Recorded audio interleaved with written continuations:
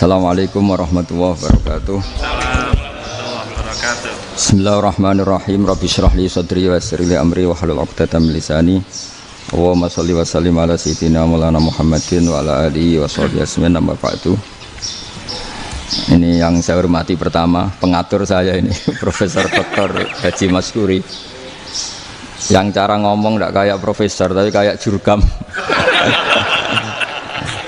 Jadi kalau ciri utama akademisi itu kalau ngomong itu teduh, datar, runtut, sehingga memaksa orang lain itu menerima karena runtutan logika yang terbangun. Nah, kalau ini enggak, pokoknya kasar itu, pokoknya orang itu. Ini agak lazim, agak dalam dunia ilmu. Semua wakil rektor, semua yang hadir yang saya hormati, saya seperti yang dikatakan moderator Pak Sinten, Bapak Anwar, bahwa memang saya tidak boleh terikat sama yang di belakang ini karena ini kayak apa ya, ada satu madhab yang anak-anak Unisma semuanya harus tahu, teman-teman di Unisma, menjelaskan itu tidak lebih baik. Jadi karena seakan-akan belum melakukan.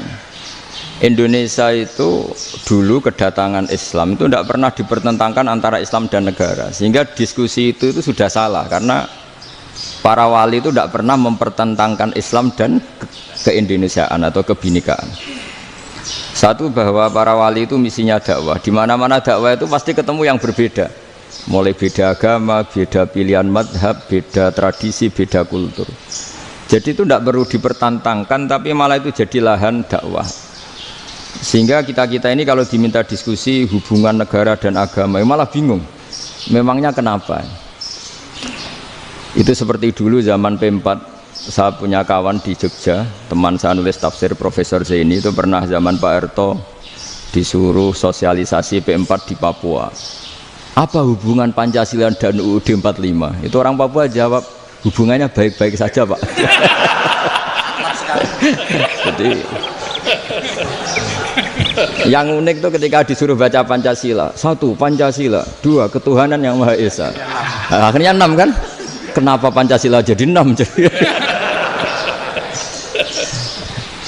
Yang unik itu ketika ditanya, ini saya melihat langsung di TV 7 itu, Indonesiaku itu, ada anak-anak kecil ditanya, bendera ini milik siapa? Bendera merah putih itu. Jawabannya apa? Milik sekolahan Pak aja. Karena memang milik sekolah. Itu yang tanya itu kaget. Milik sekolahan Pak. Nah, tentang tema ini mohon dibaca ini langsung start ya, langsung serius karena tadi sudah kayak jurkam tadi, ini yang langsung khas ilmuwan. Ini sebagai penghormatan saya pada Unisma, ini khas keilmuan. Imam Zuhri adalah gurunya Imam Malik. Ya, saya ulang lagi ya, Imam Zuhri adalah gurunya Imam Malik. Halaman 29. Ini langsung start saya baca halaman 29. Dan ini terutama yang para punggawa-punggawa ini. Saya baca ya. Ini teks tidak ada yang saya rubah, memang persis seperti ini. Bismillahirrahmanirrahim. Yaqulu Zuhri, ini gurunya Imam Malik. Fama futiha fil islami fathun qablahu kana a'zama minhu. Innama kanal qitalu haitsul taqon nasu. Falam makanatil hudnatu wa wadu'atil harbu wa amana nasu ba'duhum ba'da wal taqaw fatafawadu fil hadits wal munaza'ah. Falam yaklim ahadun bil islami yaqilu syai'an illa dakhala fihi. Walaqad dakhalataini kasanaten mithlu man kana fil islam qabla dzalika wa aktsar. Terus ini ngomongnya harus santai, nggak boleh provokatif. Begini, kita tahu dalam perdamaian Hudaybiyah itu poin-poinnya itu semuanya merugikan Islam. Di antaranya adalah jika yang Islam masuk kafir harus dibiarkan, karena berarti masuk ke habitat asli. Karena Nabi sebelum jadi Nabi, komunitas pokok itu kafir, sehingga kalau Islam masuk kafir kembali ke habitat. Tapi kalau Islam masuk kafir, kafir masuk Islam itu harus dikembalikan karena dianggap bid'ah. Maka kalau kamu dituduh bid'ah itu tenang saja dulu, Nabi itu ya dituduh ji'ta bidinin muhdas, kamu datang dengan agama yang baru. Cuma agak diteruskan wa kullu muhdatsatin bid'ah wa kullu bid'atin dalalah. Jadi orang-orang kafir dulu kalau ngomentari Nabi ya ji'ta bidinin muhdas, kamu datang dengan agama yang apa? Baru. Nabi nurut. Semua perjanjian yang merugikan Islam itu Nabi nurut. Tapi Nabi hanya minta satu hal, jangan ada perang 10 tahun. Dan orang boleh seminar, boleh diskusi tentang Islam. Ya ini dengerin betul ini. Jadi saya tidak akan provokatif, ini pakai logika. Nanti bisa dipakai disertasi doktor. Tapi saya minta orang boleh diskusi, boleh seminar tentang Islam. Akhirnya saat itu juga ada orang yang masuk Islam. Di depan tulisan itu belum kering istilahnya. Datang ke situ namanya Abu Jandal bin Suhail bin Amr. Itu datang ke Nabi, ya Rasulullah saya ini mau masuk Islam. Kata orang-orang kafir, ini pertama Muhammad, kamu komitmen enggak sama perjanjian? Kalau kamu komitmen harus kamu kembalikan. Nabi bilang, ya Abu Jandal kamu kembali ke mereka, ke habitat mereka, yaitu menjadi kafir, di komunitas kafir maksudnya. Akhirnya nangis. Umar, Sayyidina Umar itu mendekati Abu Jandal, kemudian memberi isyarat supaya ngambil pedangnya. Jadi isyaratnya wong ini baca ora wis. Maksudnya orang-orang kafir. Tapi Abu Jandal nggak mau. Singkat cerita akhirnya kembali ke komunitas kafir. Tapi yang dikatakan Imam Zuhri cara analisis ini nggak bisa pakai provokatif, harus pakai analisis. Innama kanal kitalu haitsul takon nasu. Yang namanya perang itu menjadikan orang tidak berpikir jernih. Ini poin yang diambil oleh Rasulullah. Kalau dibahasakan Nabi curi kesempatan, masuk Nabi dikatakan mencuri, meskipun itu hanya bahasa ya. Enggak mungkin lah kita bahasakan seperti itu. Saya ulang lagi ya. Kenapa ada perang berkesinambungan sampai tahun ke-8 Hijriah? Mulai tahun kedua ada perang Badar sampai tahun 8 Hijriah itu perang terus. Nabi sama orang kafir perang terus. Akibatnya apa Pak Profesor? Namanya perang itu ya nggak kau bermikir. Pokoknya agar ketemu Islam perang, Islam ketemu kafir perang, nggak kau bermikir. Padahal Islam itu bisa diterima oleh akal sehat, harus lewat diskusi, lewat pengamatan, lewat pemikiran, lewat pengendapan berpikir. Makanya Nabi tahu ini masalah besar. Kalau orang perang terus, itu gak kober mikir Islam, tidak sempat diskusi tentang Islam. Makanya Nabi hanya minta satu poin. Oke, perjanjian ini saya turutin semua, tapi saya minta orang kafir semuanya boleh mendiskusikan Islam, boleh seminar tentang Islam. Mereka bilang iya, pada pikiran mereka kan diskusi paling piye. Ternyata betul, ada diskusi. Terus temanya gini, kira-kira bener di Muhammad Abu Jahal. Terus Tuhan Muhammad sama Tuhan Abu Jahal itu keren mana? Diskusi. Tuhan Muhammad itu khaliqus samawati wal ardi, yang menciptakan langit bumi. Sebagaimana kampanyenya Muhammad. Ya mereka masih jangkar bilang Muhammad. Kalau Tuhan kita, ya berhala itu yang kita bikin, yang kadang rusak, yang kadang kudanan, terus lemutan, pokoknya terus diskusi. Kita kok bener pengirannya Muhammad. Terus Muhammad Abu Jahal. Mulai dhisik Muhammad itu ratau bodoh nih. Mulai dulu Muhammad tuh gak pernah bohong. Abu Jahal, waduh, wis bodoh nih ngongkonan. Wis ribet kan? Dan semua diskusi itu mengarah ke kebenaran Islam. Akhirnya ngomong kafir sing tokoh-tokoh ya cara Jawa yo. Wah, semane jebule masalah ini kan. Artinya gini, kalau kita ingin Indonesia damai, sebenarnya yang untung itu Islam. Karena Tuhan yang menciptakan langit dan bumi tentu gak akan diperbandingkan atau akan dikalahkan oleh Tuhan yang lahirnya saja sudah di bumi. Misalnya kita menjual Tuhan Allah, siapa itu yang menciptakan langit bumi, yang ada sebelum langit bumi? Bandingkan dengan Tuhan yang lahirnya di bumi, ada tanggal lahirnya, ada aktenya, itu kan sudah ribet kan? Begitu juga kalau memperbandingkan tokoh. Muhammad itu siapa? Tokoh yang bisa menyatukan pan Arabik, tokoh yang begini-begini, yang sayang istri, sayang keluarga. Dibandingkan dengan tokoh Abu Jahal, Abu Lahab yang corong jauh penggaweannya yang ngerugikan orang lain. Akhirnya orang itu mulai tertarik sama Islam. Makanya kata Az-Zuhri, pakai bahasa dulu. Falam yaklim ahadun bil Islam. Tapi kalau sekarang yang populer itu bahasa yatakallam.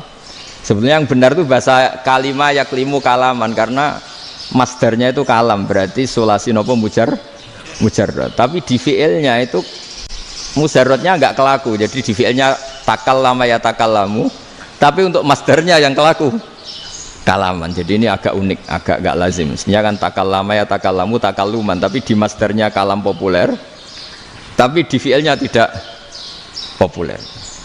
Saya teruskan ya, ini penting sekali. Jadi menjual Islam, kalau boleh dibahasakan menjual, itu tetap enak dalam kondisi damai. Karena kalau kita perang, itu bawaannya kalau ketemu ya perang, kalau ketemu perang, sehingga orang itu rakober diskusi dulu, saat bener Islam sampai kafir itu bener di. Karena tidak kober diskusi, tidak sempat diskusi, orang yang milih yang kafir, karena yang mayoritas yang kuat. Sementara Islam zaman itu lemah. Ya Nabi itu yang diminta hudnah, yang penting kita damai. Terus orang boleh mendiskusikan benar mana kita dan mereka. Ya setelah diskusi ya tadi kan nggak mungkin Allah yang begitu keren hebat pencipta langit bumi dibandingkan berhala yang mengurus dirinya sendiri saja tidak bisa. Walhasil terus orang mulai tertarik sama Islam dan aturannya nggak boleh dilarang diskusi itu.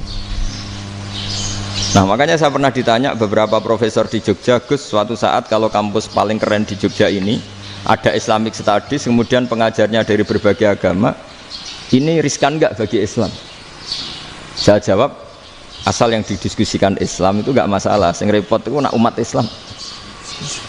Karena kalau umat Islam yang jadi percontohan, banyak raja yang dolim, banyak pemimpin muslim yang dolim, terus identik dengan Islam itu jadi dolim, kan ribet. Ya kalau pas umat Islam, kalau Islam yang kumat kan jadi masalah kan. Nah ini kan terus jadi beda umat Islam sama Islam yang lagi apa? Kumat. Singkat cerita terus Islam mendapat posisi yang luar biasa. Nah makanya di sini diistilahkan falam makanatil hudnah, ketika ada perdamaian wa amanan nasu ba'dum ba'do, orang merasa aman, itu fatafawadu fil hadis wal munazaah, mereka berdebat. Munazaah itu berdebat, keren mana konsep Muhammad dengan konsep Abu Jahal, keren mana konsep Tuhannya Muhammad dengan Tuhan kita, terus diskusi. Dan mereka akhirnya ikrar, wah yang benar ya Muhammad lah. Di mana-mana Tuhan tuh ya sebelum langit dan bumi, di mana-mana Tuhan ya punya reputasi menciptakan. Masa Tuhan reputasinya diciptakan, kayak berhala dan sebagainya. Ibadah juga gitu. Ibadah wong kafir itu kalau tawaf itu telanjang, ibadah Muhammad santun pakai pakaian. Terus akhirnya mereka mulai tertarik Islam. Sehingga saya lihat di beberapa tafsir, saya memang tidak akan ngomong yang tidak serius, ngergani Unisba ben sawangane pemikir serius. Di Quran itu sampean lihat di tafsir Tobari itu ada ayat bal naqdhifu bil haqqi 'alal batil fayadmaghuhu fa idza huwa zahid. Qadhafa itu kalau di kamus tak lihat itu takallama bila dalilin. Qadhafa itu ya pokoknya sekenanya. Artinya gini, kebenaran Islam atau kebenaran hak itu kamu taruh sekenanya saja itu tetap menang. Apalagi kamu taruh secara teratur, kamu taruh sekenanya saja itu tetap menang. Sehingga di sini banyak sahabat yang hidup di Cina. Sekarang juga banyak orang alim yang milih hidup di Amerika, banyak orang alim yang milih hidup di Inggris. Dan mereka pede, percaya diri, karena kebenaran itu kamu letakkan di mana saja, itu tetap akan menang, akan menemukan momentum kemenangannya. Misalnya gini, contoh paling gampang. Dulu para peneliti, saya ulang lagi, dulu para peneliti itu ya datang kemana-mana, termasuk Ibnu Battuta, termasuk Ibnu Khaldun, ya semua peneliti itu suka neliti. Setelah diteliti, Quran itu satu-satunya kitab suci yang membicarakan sains, misalnya tentang falak, tentang astronomi, tentang asal-usul kejadian manusia, kejadian makhluk, juga bicara tentang geografi, geologis, semuanya. Sementara kitab lain hanya cerita tentang mawaid wal hikam wal ibar. Jadi diteliti kayak apa, pada akhirnya hak ini yang menang. Bal naqdhifu bil haqqi 'alal batil fayadmaghu fa idza huwa zahid. Saya berkali-kali cerita, ada ulama yang ahli matematika. Ketika ditanya kenapa kamu suka ngajar matematika, sampai muridnya itu ragu, ini guruku mlebu swarga ta ora, penggaweane mulang matematika. Tapi para muridnya bermimpi bahwa Imam Amudi itu disuruh ngajar para malaikat. Dan itu pede betul dia. Kata Allah, ini ulama saya yang iman kepada saya setingkat iman kamu. Jadi malaikat itu tidak mungkin Gusti kita menyaksikan langsung engkau sementara ini di bumi, nggak nyaksikan jenengan. Kenapa bisa sepede dan seyakin itu? Akhirnya Imam Amudi disuruh ngajarin matematika. Jadi Anda kalau profesor itu nanti harus sempat ngajari malaikat, itu baru benar-benar profesor. Jadi nanti di akhirat ngajari siapa? Malaikat. Jadi ada seminar yang melibatkan banyak malaikat, narasumbernya itu seorang profesor. Itu ketika kenapa engkau begitu yakin kalau Allah itu Tuhan dan Allah itu Al-Wahidus Shomad. Terus Imam Amudi mulai nulis angka gak beraturan. 2, 3, 4, 5 sampai 1 miliar, 1 triliun, semuanya enggak beraturan. Kata beliau, nisbatus naini wasalasa ila ma la nihayatalaha iku nisbatul far'i ilal asli. Mbok angka sebanyak apapun, 2 dibanding 1 ya far'ul wahid, 3 dibanding 1 ya far'ul wahid. Semua angka yang enggak terhingga pun dibanding 1 semuanya far'ul wahid. Semua angka sebanyak apapun itu cabang dari angka 1. Fakullu hadhil awalim far'un minal wahidis shomad, yaitu Allah Subhanahu wa ta'ala. Wakil malaikat tepuk tangan, iya juga. Jadi begitu juga ada ulama itu ahli gambar. Saya dulu ngaji sama Mbah Mun Al-Husunul Hamidiyah, itu kitabnya itu banyak gambarnya. Dan gale gambar yang ngawur betul, mangga ahli gambar. Saya Apple, sempurna lele. Semua gambar bangunan, gambar sapi, pokoknya gambar. Ternyata dia menemukan Tuhan itu dari gambar. Gambar serapi ini atau seruwet ini sama. Gambar rapi sama ruwet itu sama kalau dalam pandangan tauhid. Dimulai minan nuqtah al-wahidah. Kowe cek gambar sing rapi sing indah, cek gambarmu elek, dimulai dari satu titik. Dan titik ini nuqtatil wujud, yaitu Allah Subhanahu wa ta'ala. Jadi nak cara ahli tauhid gak penting gambare api, menang lomba atau ora penting. Butuhe hadis surah ini gambar baik yang rapi maupun ndak adalah min nuqtah dari satu titik.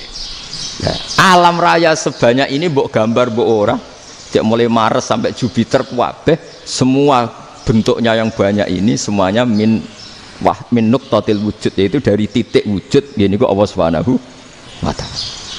Di sini hebatnya ulama-ulama, mbok dia pengajar matematika, mbok pengajar gambar, semuanya dipakai perangkat untuk tauhid. Nah, itu kan juga bagian dari Islam damai, Islam yang sangat tidak perlu perang untuk orang dipaksa Islam, nggak perlu provokatif kayak tadi pidatonya rektor jenengan tadi. Jadi ciri utama ilmuwan tuh kalau ngomong datar tapi logikanya nggak terbantahkan, itu ciri khas ilmuwan. Kalau ciri khas politikus kalau ngomong itu keras, provokatif lah kira-kira gitu. Tapi isinya biasa. Nah saya berharap nanti semua profesor doktor itu datar tapi isinya kualitasnya bagus ini.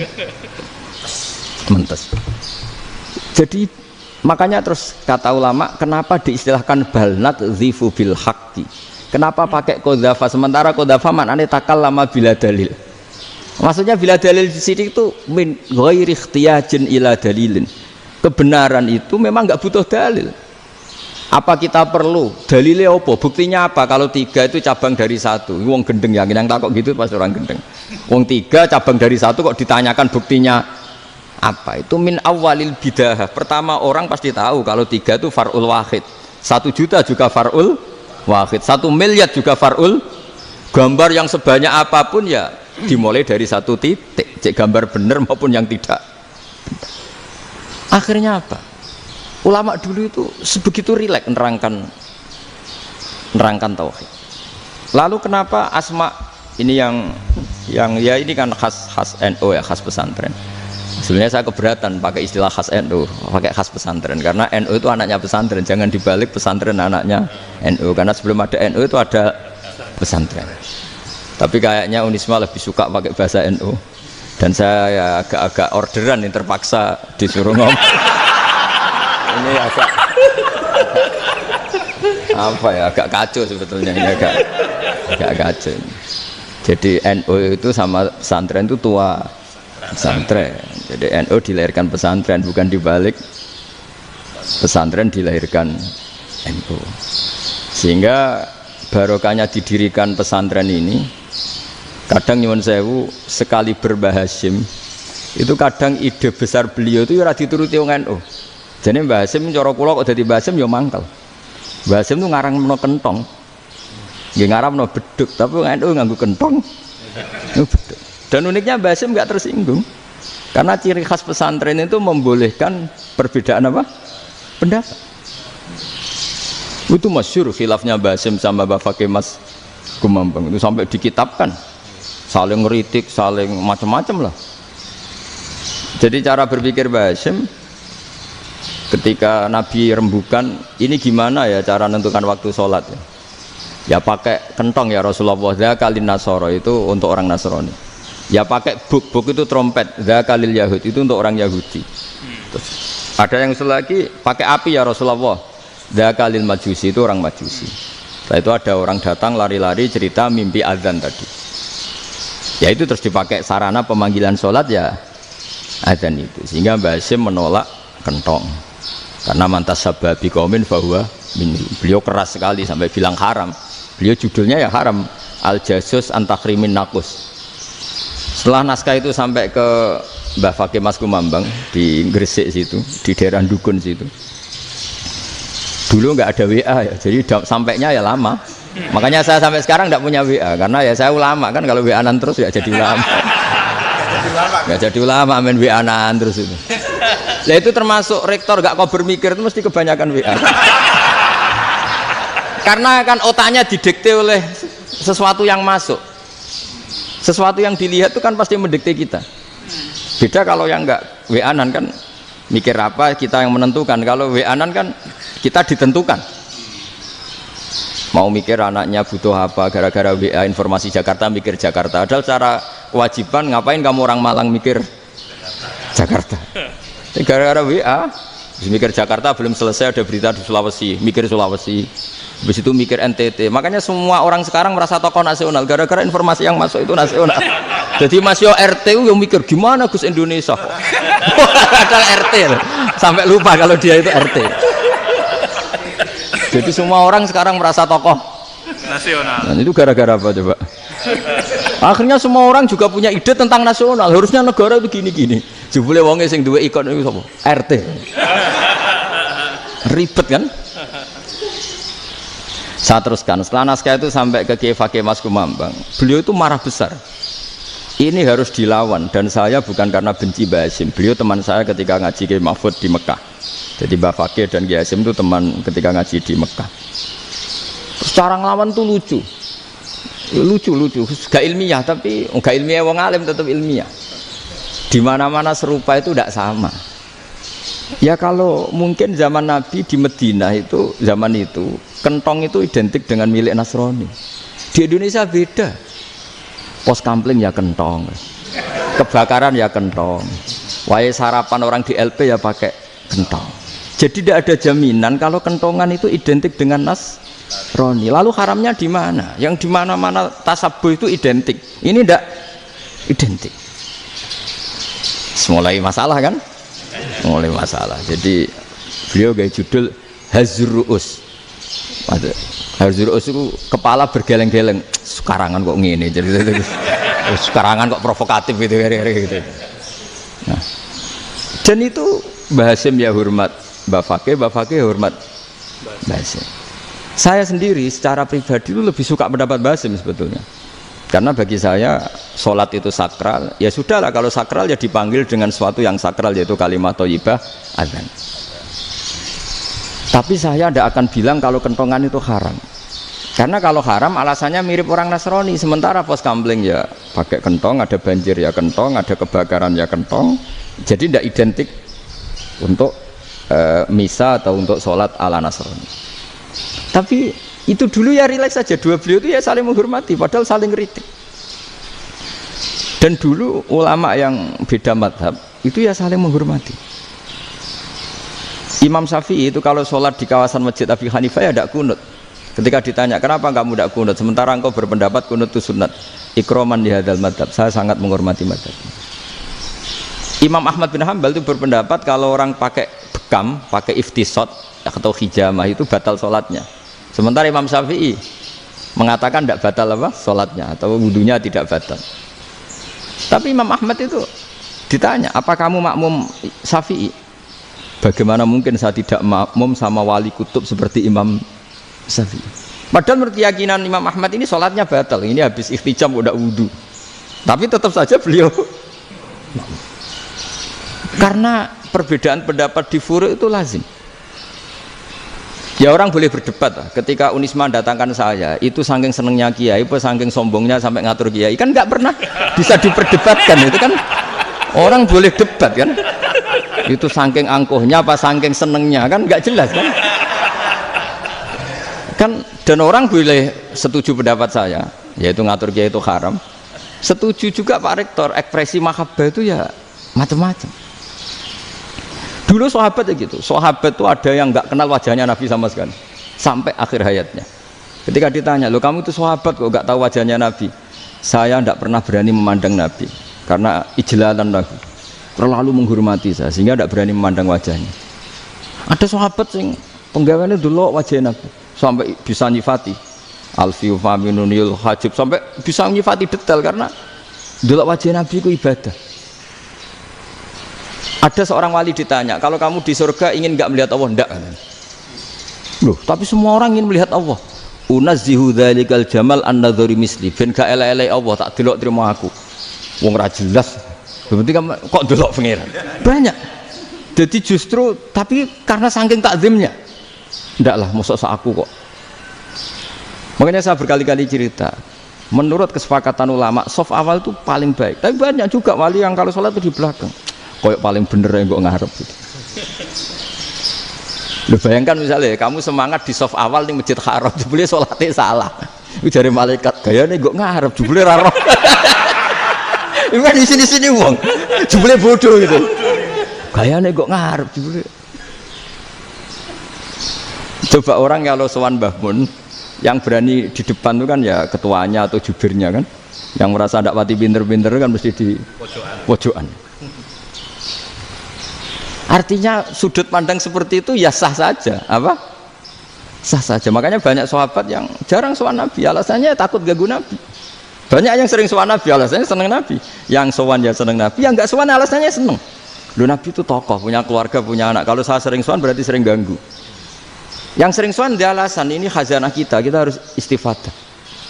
Jadi zaman dulu dia biasa dua sahabat, yang satu milih mahabbah itu milih sering sowan, yang satu juga mahabbah milih tidak sering.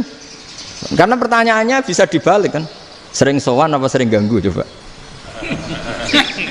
Nabi Abedar, assalamualaikum. Nabi nimang cucunya, assalamualaikum. Ayo bener yang sowan apa bener yang enggak kalau seperti itu. Akhirnya terus diatur sedemikian rupa oleh Quran. Walau annahum sabaru hatta takhruja ilaihim lakana khairal lahum. Jadi sahabat kalau mau sowan Nabi ya nunggu di Sufah. Kalau Nabi keluar berarti milik publik. Sekali masuk ke dalam tidak ada sahabat yang berani sowan. La tadkhulu buyutan Nabi illa ayyudzana lakum. Kalau soal sampai masuk dalam harus nunggu dipanggil. Karena sekali Nabi masuk dalam itu milik privat keluarga, milik istrinya, milik cucunya, milik keluarganya. Jadi Nabi sekali keluar ke ruang itu berarti milik publik. Itu terus jalan tengah. Karena kalau langsung masuk, bayangkan saya itu sering menyaksikan. Mbah Mun habis ngaji 2,5 jam ngaji Jalalain, baru masuk, assalamualaikum. Padahal yai mungkin mau ke kamar mandi, mau ini itu. Jadi dulu itu Quran sangat modern. Sebelum ada dokter ngatur tamu, rektor ngatur tamu itu Islam sudah modern. Dia kan nggak fair kan? Misalnya saya ke Unisma harus janjian pakai ini, terus kalau misalnya kesini selonang-selonang kan lucu kan, mentang-mentang kiai terus juga sowan-sowanan selonang-selonang. Padahal kalau kita mau ke mereka pakai protokol. Sering tidak fair dunia ini, tapi karena aku kiai ra oleh gelo ya sudah. Akhirnya saya memutuskan gak gampang kemana-mana karena itu. Saya sering didatangi ajudannya menteri, Gus mau ada tamu dari Jakarta tanggal ini, mesti saya bilang, mereka milih tanggal yang mereka kosong, kok tidak mikir apa itu kosong. Tak jawab enggak lah, sebelum diatur bahasanya dan tawaduknya gitu. Akhirnya dibalik, datang lagi, Gus jam dengan kosong apa kita menyesuaikan. Lah itu lagi dia akhlak kata saya. Itu baru punya akhlak kata saya. Bukan masalah ini, bukan masalah gengsi ya. Saya sendiri itu dolan ke alumni itu jarang, karena ya takut. Kiai kan yo nganggur, jam 09.00 nganggur, jam 10 nganggur. Bisa saja alumni itu kerja di pabrik, bisa saja yang latihan ekonomi di pasar. Sehingga kalau saya datang jam 9, iki kiai sing nilai santri ini, apa kiai sing ganggu santri. Nah karena orang ini melakukan rutin gak kok berpikir, pokoknya ngono jenenge silaturahim. Mau nyerah kok berpikir, padahal kalau diangen-angen ini kiai yang nilai santri ini, apa kiai yang ganggu santri ini karena datang di jam kerja. Nah, bayangkan kalau kebenaran dulu itu dikawal oleh satu peradaban perang. Jadi Nabi sesuai diangen-angen mbek Nabi. Perang Badar menang Nabi, perang Uhud menang wong kafir, perang ini gonta-ganti. Apapun itu yang penting satu kesimpulannya, cara Rasulullah kesimpulannya satu. Orang tidak kober mikir kebenaran secara mengendapkan pikiran dengan pikiran jernih. Maka hebatnya Nabi ketika perjanjian, pokoknya saya minta nggak ada perang. Dan orang yang boleh mendiskusikan Islam. Itu luar biasa idenya Nabi. Karena bawaan perang itu orang kan nggak kober mikir. Ibarat seorang misalnya senang satu perempuan, ketemu rivalnya langsung perang kan gak mikir. Tapi kalau kau bermikir, diangen-angen cawe wedok iku ora seneng aku. Untungnya apa untuk wong ayu ora seneng, malah mau loro hati. Terus sudahlah, buruan dialihkan kemana kan gitu. Itu nak mau amen WA nan tukaran lewat SMS atau tarung langsung ora kau bermikir. Tapi kalau kau bermikir, akhirnya berpikir nih. Perempuan tadi sebenarnya yang disenangi siapa? Oke, ternyata senang Pak Erik. Sudah kita ngalah. Karena tidak ada nikmatnya kan menikahi perempuan yang sama sekali tidak mencintai kita. Tapi kalau nak kau berpikir pokoknya diprovokasi, wah gue kalah mbak A, gue kalah mbak B, pikirannya kan ojo sampai kalah. Bareng wis menang ternyata ada lah.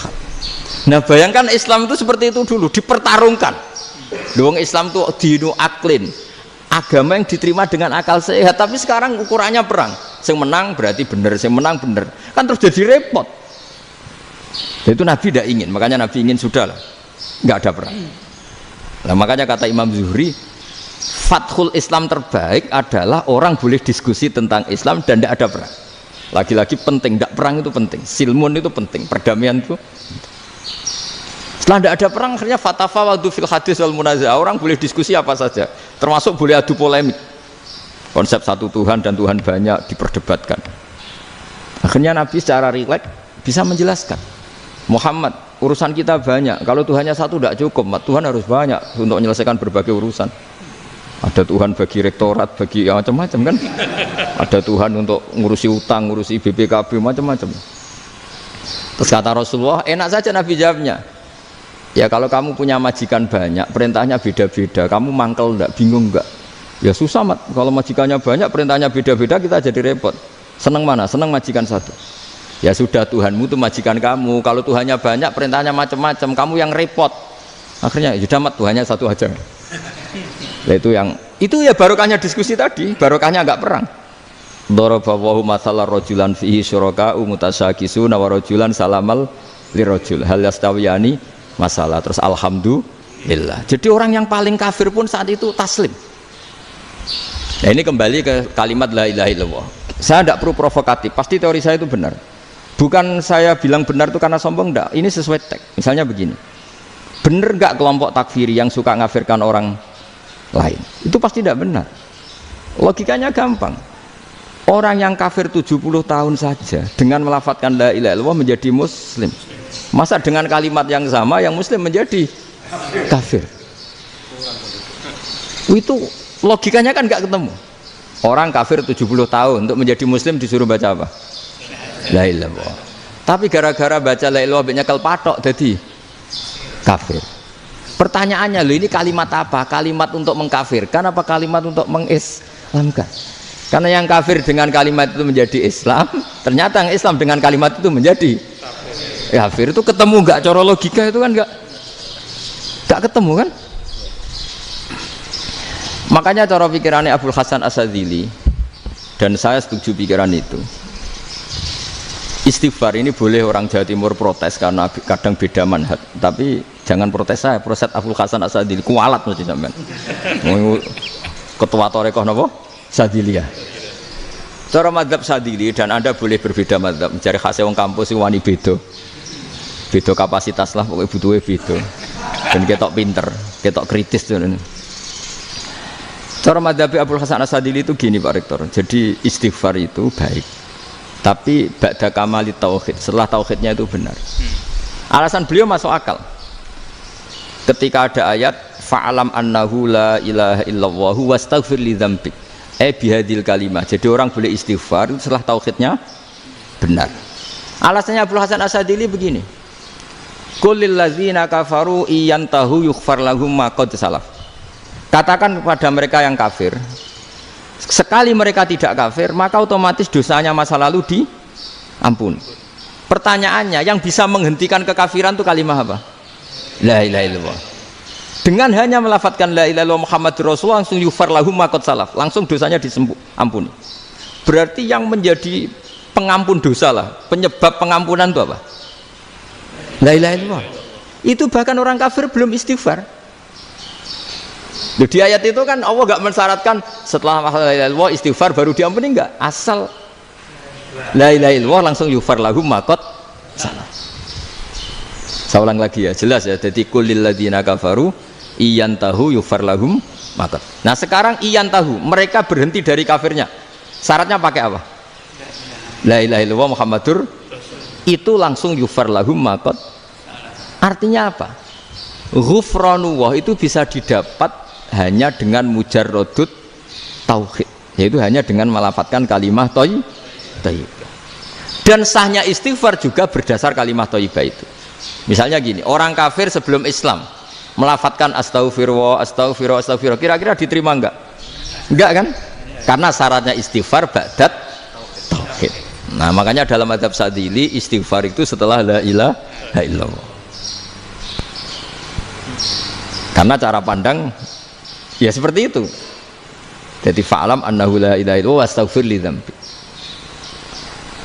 Jadi dengan kebenaran tauhid saja ini sudah cukup kita insyaallah layak diampuni. Karena innallaha la yaghfiru ayyusyraka bihi wa yaghfiru ma duna dzalika liman yasha. Jadi orang yang tauhidnya benar itu bisa diampuni Allah asal tauhidnya benar. Itu Allah ngendikan liman yasha wa yaghfiru ma duna dzalika liman yasha. Dawe Imam Suyuti walam yakun liman yastaghfir. Jadi orang yang bertauhid secara benar meskipun gak sempat istighfar itu tetap potensi diampuni. Karena bawaan tauhid itu sudah menjadi layak diampuni. Kayak orang kafir sekali ngelafatkan kalimat tauhid mbok gak istighfar langsung diampuni. Nah, karena melihat seperti itu terus orang berlomba-lomba memperbanyak jumlah lafaz la ilaha illallah. Jadi kita yang alim, kita semua, saya tidak bilang saya, kita termasuk yang di pinggir-pinggir saya ngaku alim yang ramah masalah lah sopai. Kita semua yang alim-alim itu tahu bahwa la ilaha illallah itu super. Sudah bawaannya tauhid, juga punya kelayakan diampuni. Nah, kemudian nasib kita agak sial. Malah kalimat ini dituduh bid'ah, dituduh khurafat. Mergo Nabi nggak pernah tahlilan, Nabi nggak pernah. Nabi nggak pernah tahlilan kalau diartikan Nabi ratau mau coba la ilaha illallah, enak gak kalimat ini? Nah, ini provokatif ini.